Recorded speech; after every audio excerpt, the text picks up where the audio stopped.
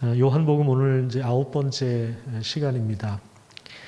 요한복음을 이제 크게 두 부분으로 나눈다면 이제 1장부터 12장까지 한 부분을 이제 나눌 수가 있고요. 여기는 이제 집중해서 기적이 참 많이 나옵니다. 근데 이제 이것을 요한복음에서는 표적이라고 하는 단어를 사용하는데 그 기적 자체가 하나의 메시지가 되기 때문에 표적이라고 하는 것입니다.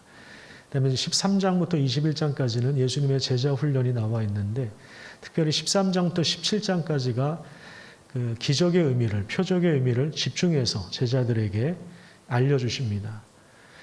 그다음에 이제 18장으로 가서 보시면 거기 이제 제목이 잡히시다 이렇게 나와 있어요. 예수님이 이제 잡히셔서 고난을 당하시고 또 죽으시고 부활을 하신 그 여정이 18장에서 21장까지의 내용으로 나와 있습니다. 그래서 굳이 이제 요한복음을 두 부분으로 나누자면 이렇게 두 가지로 1장부터 12장, 그 다음에 13장부터 21장까지 나눌 수가 있는데 그동안에 이제 우리가 함께 12장까지 이렇게 보면은 살펴보았던 내용을 보면 많은 표적이 등장을 했죠. 표적은 하나님이 누구신지를 알려주고 있습니다.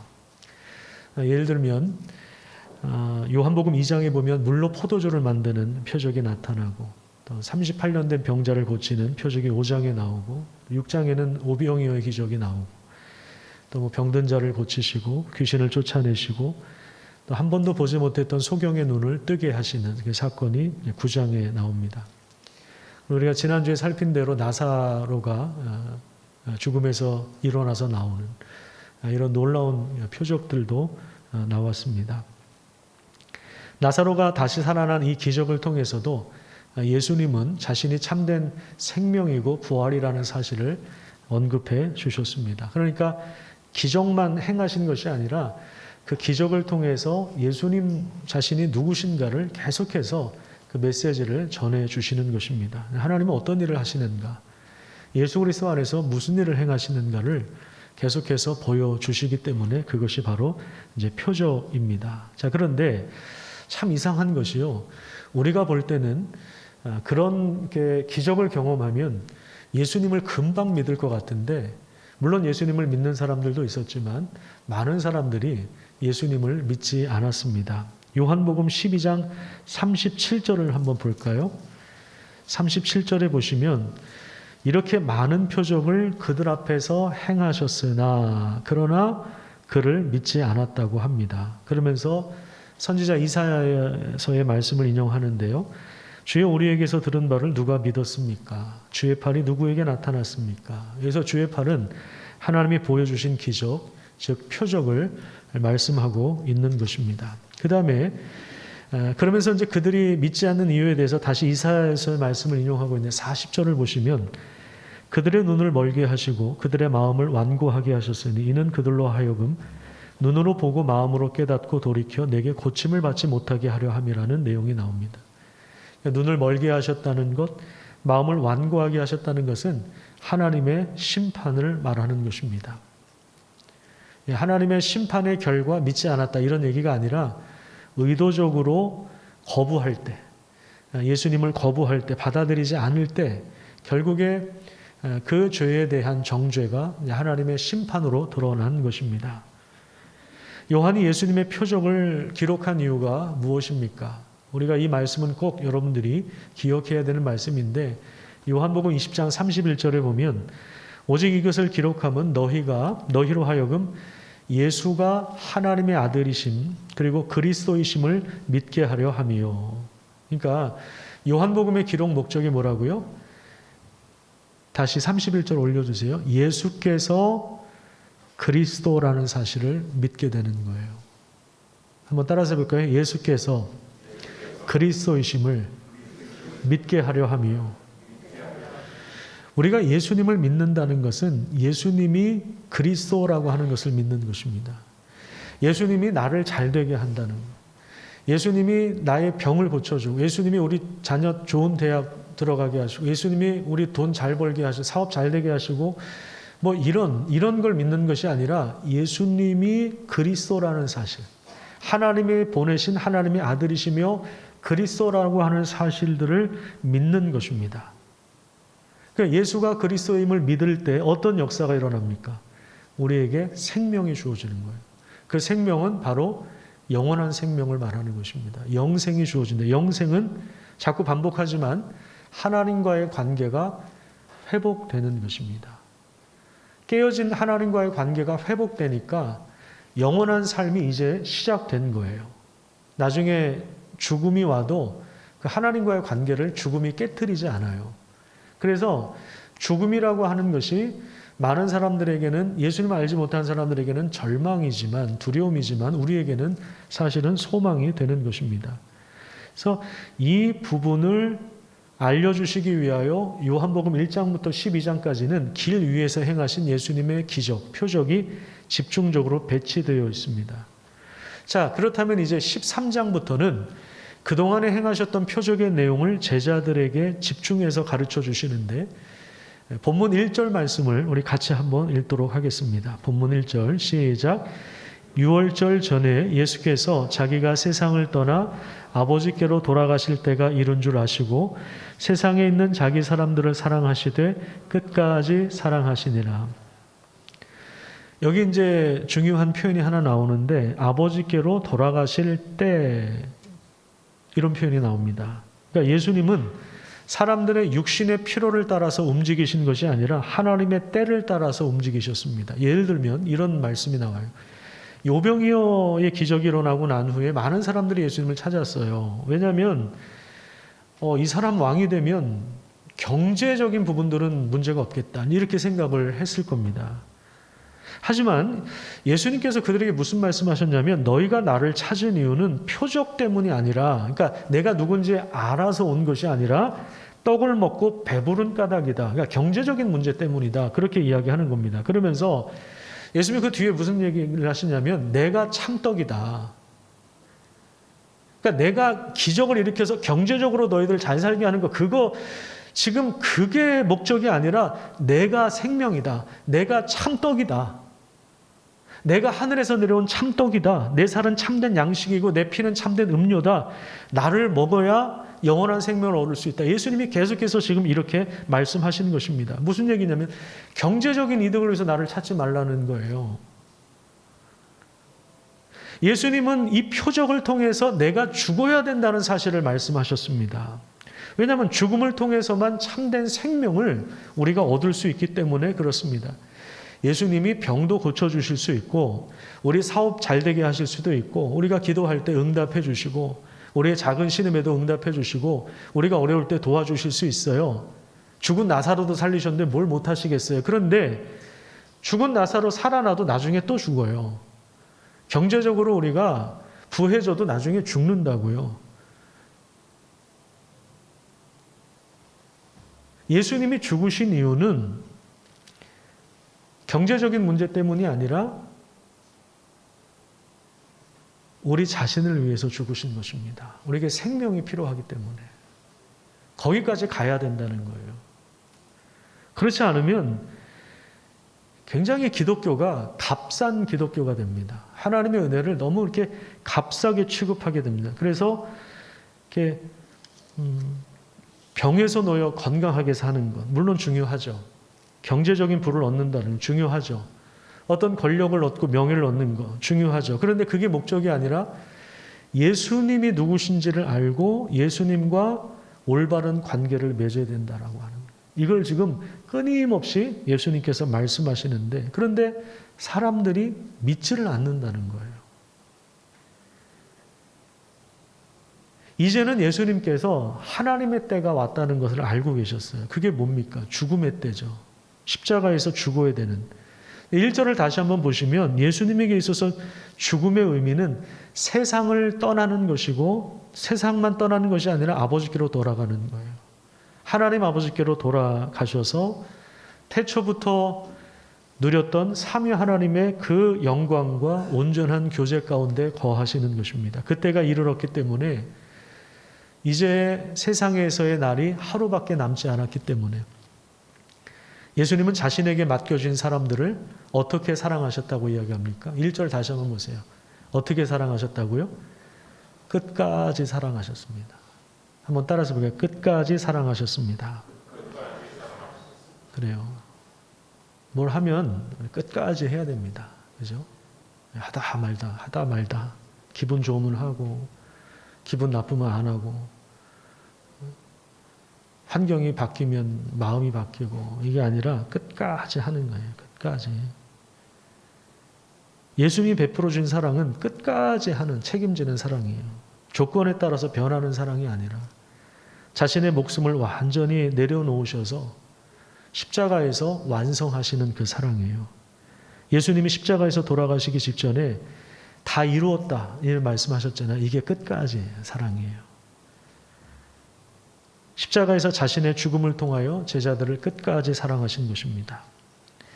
이것을 좀 제자들이 선명하게 기억할 수 있도록 잡히시기 전에 제자들의 발을 씻어주신 사건이 바로 오늘 본문에 등장하는 것입니다. 제자들 한 사람 한 사람 발을 씻어주시는데 이제 베드로의 차례가 되었을 때 아마 다른 제자들도 말을 하고 싶었는데 아마 그 예수님의 영적인 권위에 눌렸던 것 같아요. 근데 이제 베드로가 이제 성격이 급하니까 꼭 할 말 하는 사람들 있잖아요. 그죠? 할 말을 참는 사람이 있고 할 말을 하는 사람이 베드로 할 말 하는 사람이 6절에 보시면 주여 주께서 내 발을 씻으십니까? 이렇게 이야기합니다. 사실 이 제자들 입장에서는요 굉장히 충격적인 장면이에요. 제자들은 예수님을 왕으로 믿고 섬겼습니다. 그러니까 선대위에 다 들어가 있는 사람들이에요. 지금 열심히 선거운동을 해서 이제 왕이 되면 한 자리 차지하려고 하는 그런 욕망도 있었어요. 로마에 밟힌 이스라엘의 회복을 위해서 자신의 젊음과 인생을 다 포기했어요. 그러면 베드로 입장에서는 예수님이 왕이 되셔야, 예루살렘에 올라가서 왕이 되셔야, 거기서 최상의 권력을 가져야 자기도 그 권력의 일부를 나누어 가질 수 있지 않겠습니까? 따라서 베드로가 볼 때 예루살렘에서 영광을 받으시는 예수는 믿어도 예수가 고난을 당하거나 모욕을 당하거나 십자가에서 죽는 예수, 노예들이나 하는 발을 씻어주는 예수는 도저히 생각하지도 못했고 믿고 싶지도 않았던 것입니다. 당시 노예나 하는, 수건을 두르는 것은 노예들이 하는 거거든요. 노예나 하는 천박한 일을 자기가 왕이라고 믿고 따랐던 스승이 한다라고 하는 것에 대해서 굉장한 그 충격을 받은 거죠. 요즘 말로 멘탈이 나간 겁니다. 도저히 이걸 받아들일 수가 없었던 것입니다. 그러니까 예수님께서 뭐라고 말씀하시면 7절에 지금은 너가 이걸 알지 못한다. 이 의미를 알지 못하지만 나중에는 알 것이다. 나중에 예수님 부활하시면 그때 이제 깨닫게 된다 이 말입니다. 베드로가 절대 내 발을 씻지 못합니다. 이 성격 나오는 거죠. 절대 씻지 못합니다. 그러니까 예수님 뭐라고 하시냐면 8절에 내가 너를 씻어주지 않으면 너와 나는 상관이 없다. 이렇게 말씀하세요. 이 말은 십자가의 죽음을 통하여 베드로를 새롭게 창조하시는 그것을 너가 믿지 않는다면 하나님 나라에 들어갈 수 없고 영원한 생명도 얻을 수 없다는 것을 경고하는 것입니다. 하나님 나라는 돈으로도 못 가고 마음 착해도 못 가고 권력이나 힘으로 갈 수 없는 그 나라이기 때문에 그렇습니다. 예수님의 씻어주심을 통해서만, 십자가의 죽으심을 통해서 우리의 죄를 정결하게 하시고 우리를 거룩하게 하실 때만 우리는 그 나라에 들어갈 수가 있는 것입니다. 이것이 세족식이 가진 우선적인 중요한 의미예요. 세족식을 통해서 우리의 죄를 씻으시는 그러한 주님의 사랑을 우리가 대하게 되는 것입니다. 그 다음에 또 한 가지 세족식의 중요한 의미가 있는데 12절부터 17절까지 우리 같이 한번 읽도록 하겠습니다. 12절 요한복음 13장 12절에서 17절입니다. 자, 시작. 그들의 발을 씻으신 후에 옷을 입으시고 다시 앉아 그들에게 이르시되 내가 너희에게 행한 것을 너희가 아느냐? 너희가 나를 선생이라 또는 주라 하니 너희 말이 옳도다. 내가 그러하다. 내가 주와 또는 선생이 되어 너희 발을 씻었으니 너희도 서로 발을 씻어주는 것이 옳으니라. 내가 너희에게 행한 것 같이 너희도 행하게 하려 하여 본을 보였노라. 내가 진실로 진실로 너희에게 이르노니 종이 주인보다 크지 못하고 보냄을 받은 자가 보낸 자보다 크지 못하나니 너희가 이것을 알고 행하면 복이 있으리라. 예수님이 이제 다시 이 옷을 입으셨어요. 그리고 제자들 앞에서 이렇게 물어보십니다. 너희가 이 세족식의 의미를 알겠느냐? 그러니까 세족식만 하신 것이 아니라 이걸 왜 하셨는가를 예수님이 친절하게 설명해 주신 거죠. 내가 너희들의 주와 선생이 되어서 발을 씻어준 것처럼 너희도 서로 발을 씻어줘야 된다. 이렇게 말씀하십니다. 그러니까 그 본을 보이기 위하여 의도적으로 세족식을 행하셨다는 거예요.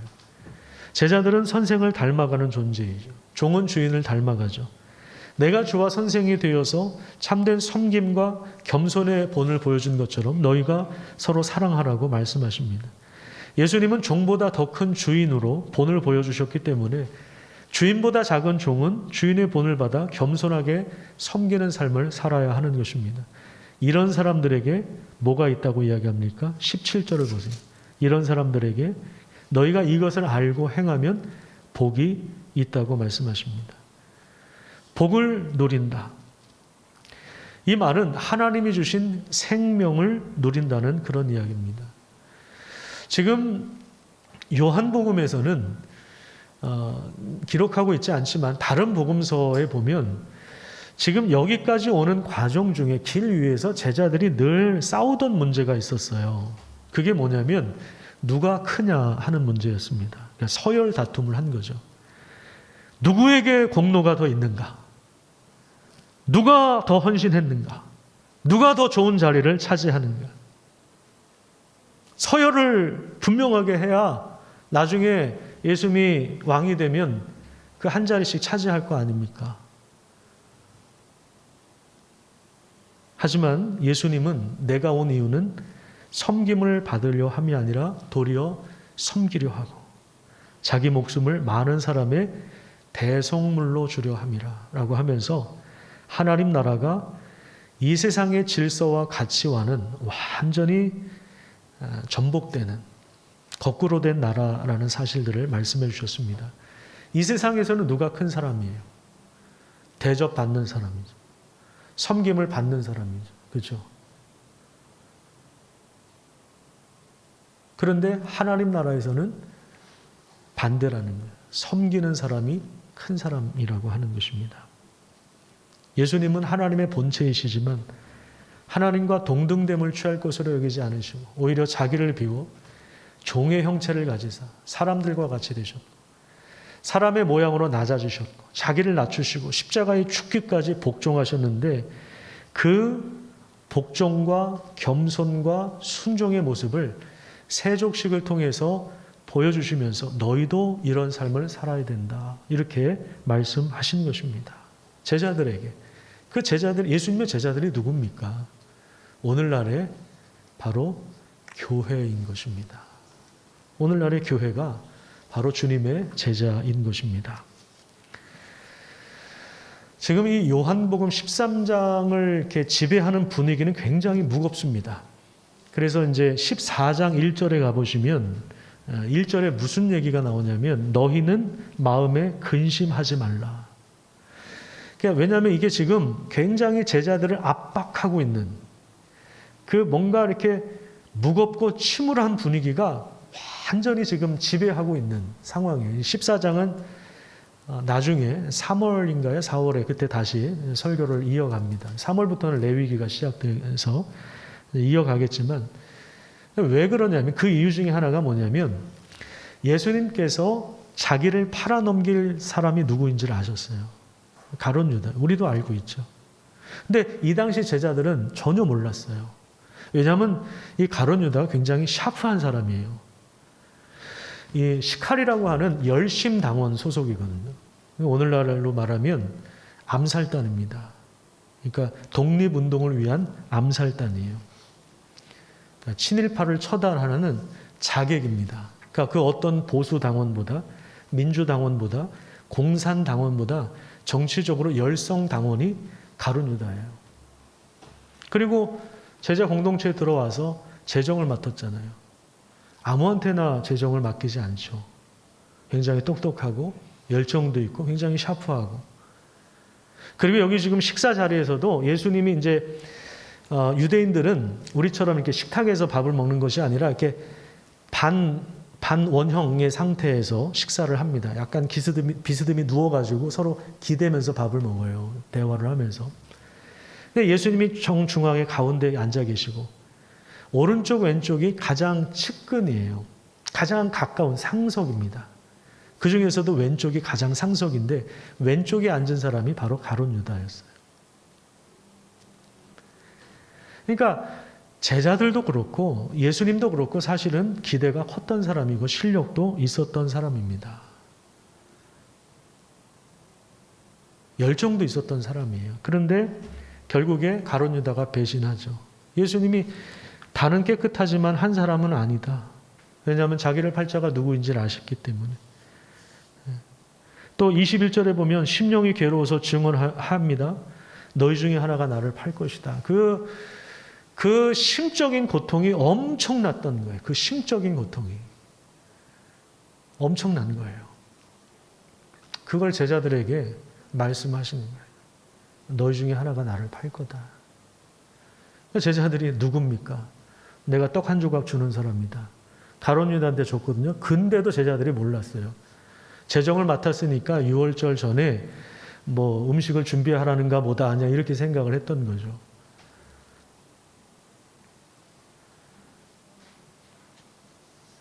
예수님이 그걸 알고서도 자기가 신뢰했던 신임했던 제자가 자기를 배신할 걸 알면서도 발을 씻어주셨어요. 여러분 모르고 당해도 억울해요. 그죠?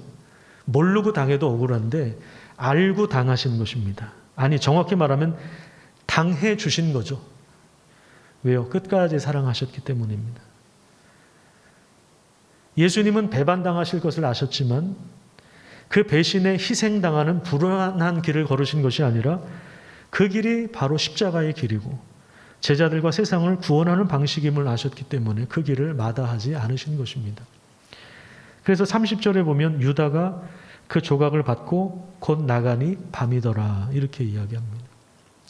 가룟 유다가 나가고 나니까 진짜 제자들만 남았죠. 그러니까 진짜 제자들 11명만 붙잡고 또 제자 훈련이 시작됩니다. 이 제자 훈련에서 가장 중요한 핵심이 뭐냐면 34절이죠. 새 계명을 너희에게 주노니 너희가 서로 사랑하라고 하신 말씀이에요. 사랑한다는 것.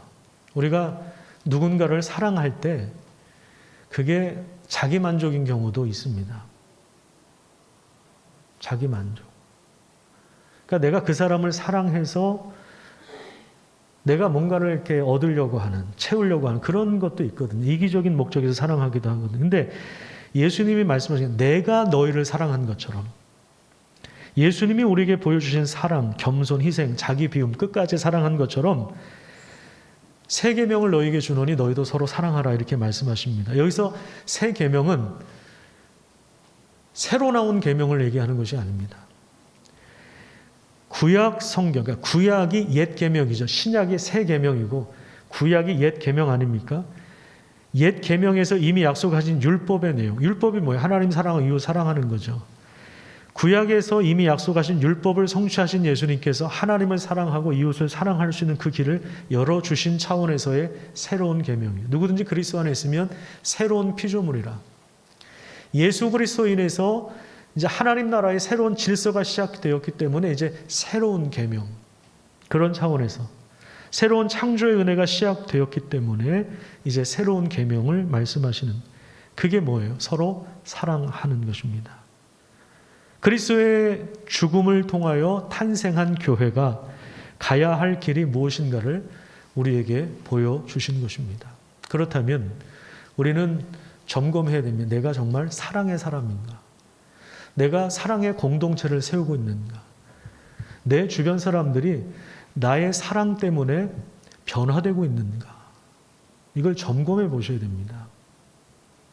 왜냐하면요, 좀 죄송합니다. 제가 유튜브로 다른 목사들의 설교도 좀 들어보거든요. 근데 정말 거기에 나쁜 것들이 많이 섞여 있어요.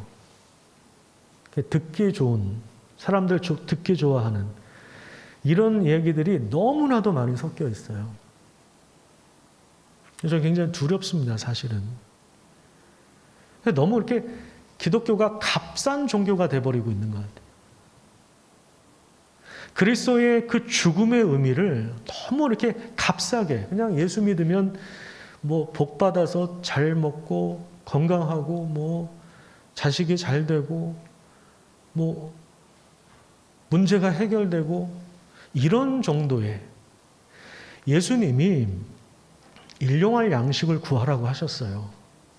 일용할 양식이라는 게 의식주 문제가 다 포함이 됩니다. 기도할 수 있어요. 구할 수 있어요. 우리가 기도할 때 우리 병 치료해 주시기도 해요. 그냥 죽을 수도 있고요. 경제적인 문제 해결해 주시기도 해요. 어렵게 살 수도 있어요. 네. 근데 거기서 머물면 안 된다는 거예요. 우리가 예수를 믿는다는 것은 그런 은혜를 입었다면, 예수님이 우리를 잘되게 하시고 마음을 평안하게 해주고 그렇다면 예수님이 그리스도라는 사실을 믿는 데까지 가야 되는 거예요. 예수님이 메시아라고 하는 사실을 믿어야지, 예수님이 나 사업 잘되게 하는 분으로 믿으면 이게 굉장히 기독교가 값싸지는 거예요. 굉장히 저렴한 종교가 돼버리는 거예요. 저렴해져요, 굉장히. 그것만 있으면. 정말 사랑 때문에, 내가 주님의 사랑 때문에 내가 변화되고 있는가? 난 정말 예수를 믿고 있는가? 제가 제일 두려운 건 뭐냐면, 우리와 같이, 제가 맡은 우리 성도들이 나중에 하나님 나라에 들어갔는데 안 계시면 어떻게 하나? 그게 사실은 걱정이에요. 그래서 그 두려움이 저에게 있어요. 지금 코로나가 2년, 3년째 됐는데 이름을 한 번도 온라인에 안 올리는 분들은 제가 굉장히 걱정이 됩니다. 굉장히 걱정이 돼요. 예배를 드리고 안 드리고의 차원이 아니라 이게 정말 우리가 예수가 그리스도라는 사실을 믿고 있느냐의 문제거든요. 그 부담감이 저에게 있어요. 이게 금요일, 토요일만 되면 이게 억누릅니다.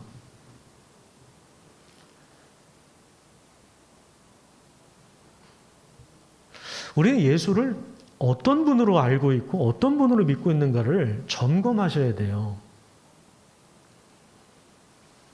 그저 나의 만족을 위한, 나를 잘되게, 나 유명하게 하는 그런 예수가 아니라, 그분이 누구신가, 그분 때문에 내가 생명을 얻고 있는가, 그 생명의 풍성함을 누리고 있는가, 내가 변화되고 있는가, 변화된 인격을 가지고 살고 있는가, 나 때문에 변화된 사람들이 있는가.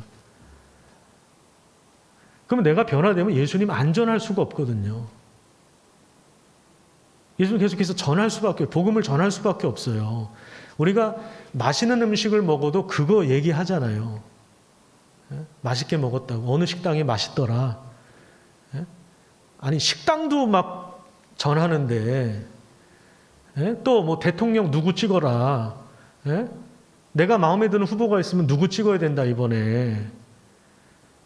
아니, 대통령 후보도 그렇게 전도를 하는데, 진짜 왕이신 예수님을 안전한다고요? 안 믿으니까 그런 거 아닐까요? 그 점검해 보셔야 돼요. 이거 굉장히 심각한 겁니다.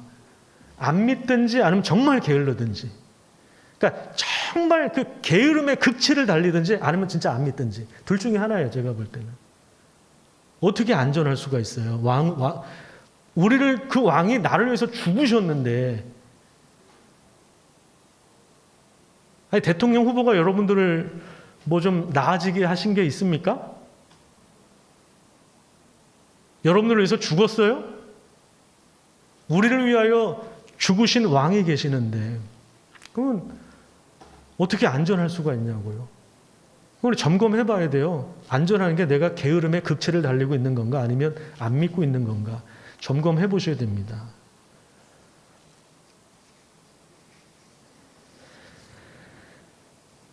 하버드 대학에서 70년 동안 연구한 주제가 있다고 합니다. 그 주제가 뭐냐면 인간을 행복하게 하는 것이 무엇인가. 결론을 냈대요. 70년이나 연구를 했대요. 가장 그 석학들이 모여서 70년 동안 연구한 결과 인간을 행복하게 하는 것은 친밀하고 좋은 인간관계라고 합니다. 행복의 반대편에 자리 잡고 있는 것이 뭔가? 그건 바로 고독이라고 합니다. 2018년 영국에서 부서를 하나 신설을 했는데 그 부서 이름이 뭐냐면 고독부라고 그래요. 고독부.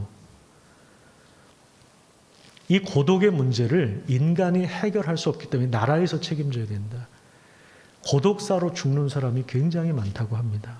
통계에 의하면 7명 중에 한 사람이 만성적인 고독감을 느낀대요. 예전에는 나이 드신 어르신들이 고독하다 뭐 이렇게 생각을 했는데 지금은 전 세대를 가리지 않는답니다. 만성적인 고독감을 느끼는 사람이 7명 중에 한 사람이라는. 이게 얼마나 건강상에 얼마나 치명적이냐면 하루 담배 15개비를 피우는 것과 같은 의학적인 손상이 일어난다고 합니다. 이 고독감이라는 게 인간에게 가장 치명적이라고 하는 거예요. 행복이라고 하는 것에 가장 반대편에 자리 잡고 있는 단어가 바로 고독이라고 하는 거예요. 그래서 로안 윌리엄스라고 하는 신학자는 대주교인데 이 사람이 이 주교가 하는 말이 개인의 반대말은 우리 개인의 반대 공동체라고 생각하잖아요. 개인의 반대말은 공동체가 아니라 인격이라고 하는 거예요. 그래서 인격은 다른 인격들과 다른 사람들과 사회적으로 관계할 수 있는 능력을 말한다고 합니다. 개인으로 이루어진 공동체는 아무리 사회적, 재정적, 물질적 자원을 쏟아부어도 고독의 문제를 해결할 수 없다는 거예요. 제가 이 내용을 매일 성경 뒤에 보면 송영원 목사님이 쓴 아티클에서 이 자료를 봤는데요. 제가 이걸 읽으면서 무슨 생각이 들었냐면 영국에서 이 고독부를 만들었다고, 일본도 만들었대요. 최근에 일본도 고독사로 많이 죽잖아요. 우리나라도 지금 마찬가지로 청년들이요. 지금 20대 30대 청년들이 자살하는 청년들 이렇게 많대요. 고독사, 혼자 살다가 혼자 죽는 청년들. 네, 영국에서 왜 고독부까지 만들어야 되느냐? 교회가 좀 무너졌기 때문이라고 저 그렇게 생각합니다. 오랜 기독교 역사, 선교 역사를 가지고 있었음에도 불구하고 지금 영국 자체가 하나의 선교지가 되어버렸어요. 그러니까 나라에서 고독부를 만들어야 돼. 나라가 이게 책임져야 될 정도로. 우리나라도 교회가 계속 이렇게 값싸게 저렴하게 놀면 교회가 지금도 망가지고 있지만 교회가 급속하게 무너지면 나중에 이제 우리나라도 아마 고독부가 아마 생길 거라고 예상을 할 수가 있습니다. 교회가 정말 중요한 거예요. 인격이라고 하는 것은 공동체 안에서만 빚어지는 거예요. 삼위 하나님의 인격 안에서 하나님은 우리의 인격을 다듬어 가시는 것입니다. 마태복음 5장을 한번 볼까요? 마태복음 5장을 한번 찾아보세요. 진짜 복이 무엇인가를 하버드 대학에서 내린 결론, 친밀하고 좋은 인간관계, 그게 진짜 복이에요. 성경도 그렇게 얘기하고 있는 거예요. 5장을 보시면 8복이에요. 8가지 복이. 심령이 가난한 자는 복이 있나니 천국이 그들의 것이다. 심령이 가난하다는 것은 자기의 한계를 알아서 주님이 아니면 나는 설 수 없습니다. 그런 마음을 가진 사람이에요. 주님의 은혜가 아니면 나는 설 수 없습니다. 자기 인격의 한계를 발견한 사람이죠. 애통하는 자가 복이 있고, 온유한 자가 복이 있고, 의에 줄이고 목마른 자가 복이 있고, 긍휼히 여기는 자가 복이 있고, 마음이 청결한 자가 복이 있고, 화평하게 하는 자가 복이 있고, 의를 위하여 박해를 받는 자가 복이 있다. 이렇게 말씀하고 있어요. 아까 예수님께서 세족식의 의미를 설명하시면 너희가 이걸 알고 행하면 복이 있으리라. 그건 상통하는 말씀이죠. 팔복은 주님 때문에 변화된 인격을 가진 사람들, 이게 바로 복이라고 하는 거예요. 변화된 성품, 예수님의 성품, 이게 예수님의 성품을 알려주는 거거든요. 팔복이라고 하는 것이. 예수님을 믿으면 예수님의 성품으로 우리가 닮아가게 되어 있다는 거예요. 이게 복이라고 하는 거예요. 이것이 그들의 삶의 풍경화와 같다고 이야기합니다. 그래서 우리는 이 사랑을 훈련하고 이 사랑을 나눌 수 있는 공동체를 하나님이 세워주셨기 때문에 이 어려운 때에서 얼마나 좀 어렵습니까? 예? 여기저기서 확진자들이 나오고 자가격리하는 사람들도 많고, 아니 그거 아니더라도 지금 우리 사회가 치열한 경쟁 속에서 얼마나 어렵게 살아가요. 그죠? 애들 보면 얼마나 불쌍합니까? 하루 종일 공부하고 하루 종일 학원 다니고 그래도 원하는 대학에 제대로 못 들어가는. 아니 원하는 대학 들어가면 뭐 앞날이 장밋빛이에요? 아니잖아요. 또 거기서 경쟁해야 되고 또 거기서 살벌하게 살아야 되는데, 좋은 직장 들어가면 뭐예요? 또 거기서 경쟁해야 되고 얼마나 힘들어요. 이런 세상에서 우리가 살면서 진정한 사랑을 만날 수 있는가? 어디서 만날 수 있는가? 예수님 아니고서는 대안이 없는 겁니다. 예수님 믿는 거 아니고서는 대안이 없는 거예요. 그래서 예수님 때문에 우리 인격이 변화되고 변화된 성품 가운데 누군가가 우리 곁에 왔을 때 우리의 인격 때문에 녹아지는 은혜가 있기를 간절히 축복합니다. 고슴도치처럼 가시가 막 많아가지고 내 가까이 오면 막 찔려나가는, 내 옆에 오면 막 상처받았다 그런 게 아니라 내 옆에 오면 주님의, 물론 우리 다 부족하죠. 연약한데 내가 여기서 정말 이게 정말 사랑이구나. 여기에 정말 사랑이 있구나.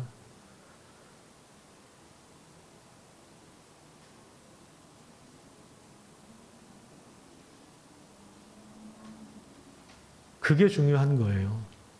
그게 교회예요. 그게 교회. 돈이 없어서 불행한 게 아니고 사랑이 없어서 불행한 겁니다. 진정한 사랑을 만나질 못했기 때문에 사랑을 못하는 거예요. 다 이기적이고. 우리 성경을 읽어가면서 여러분들 기도의 자리에서 또 목장 모임의 자리에서 여러분들의 인격이 발효되는 역사가 일어나기를 간절히 축복합니다. 이 힘든 시대에 서로를 진심으로 돌아보시기를 축복합니다. 우리 교육자들도 요즘에 애들을 많이 씁니다. 저도 지금 며칠 동안 재택근무를 했는데요. 뭐 지금 주변에 확진되는 분들이 워낙 많아가지고 특히 지금 황 목사님하고 강 목사님은 서로 동선 겹치지 않게 하라고 지금 저희들끼리 그렇게 얘기하고 있습니다. 왜냐하면 두 사람 다 자가격리 들어가면 우리 예배도 못 드려요. 온라인 예배를 할 수가 없으니까. 확진이 돼도 한 사람만 서로 이렇게 건강 잘 챙기도록. 교육자들도 참 요즘에 애를 많이 씁니다. 밥 먹을 때도 말도 안 하고 서로 따로 떨어져가지고 말이죠. 그렇게 해야죠 지금. 이렇게 할 수밖에 없고. 여러분 꼭 목장 모임 하셔야 됩니다. 만나서 하시는 게 제일 좋죠. 마스크를 쓰고 목장 모임 할 때 꼭 마스크 쓰세요. 식사는 하지 마세요. 마스크 꼭 쓰고 하세요. 뭐 뽀뽀하고 이러지 마세요. 마스크 꼭 쓰고 말씀 가지고 씨름하고 야 오늘 설교 너 어떻게 들었어? 그거 가지고 같이 씨름하고 그래야 바뀌지. 사람이 설교 한번 듣는다고 해서 바뀌지 않아요. 그냥 지식으로 남으면 그건 아무런 쓸모가 별로, 물론 안 듣는 것보단 낫지만 직접 만나는 게 부담되면 줌으로 하세요. 줌으로. 오늘 10시에 줌으로 하는 목장에 저도 좀 들어갔다 왔는데 미국에서도 같이 줌으로. 그러니까 미국에 있는 지체들도 줌으로 만나니까 목장 모임 매주 하는 거예요. 같이 기도 제목 나누고 같이 축복하고 같이 기도하고. 난 목사님 줌은 도저히 못하겠어요 나는. 그럼 전화로라도 하세요. 전화를 붙잡고 오늘 설교 어떻게 들었냐고 기도 제목 나누고 전화기 붙잡고라도 하세요. 한 달에 한 번이라도 만나십시오. 만나서 같이 짝기도도 요즘에 짝기도 이렇게 밤에 열심히 해주셔서 감사합니다. 짝기도 하면서 목장 식구들이 서로 교제도 하고 만나서 마스크만 제대로 쓰고 지켜가면서 그렇게 목장 모임을 꼭 하시길 바랍니다. 그래서 이 힘든 시대 서로를 진심으로 돌아보는 교회가 되기를 축복합니다. 그래서 주님이 기뻐하시는 교회들이 생겨나서 우리나라에는 고독부가 생기지 않았으면 좋겠습니다. 고독부가 생겼다. 그건 교회 책임이에요. 그때는 정말 목사들이 정말 부끄러워야 될 일입니다. 기도하겠습니다.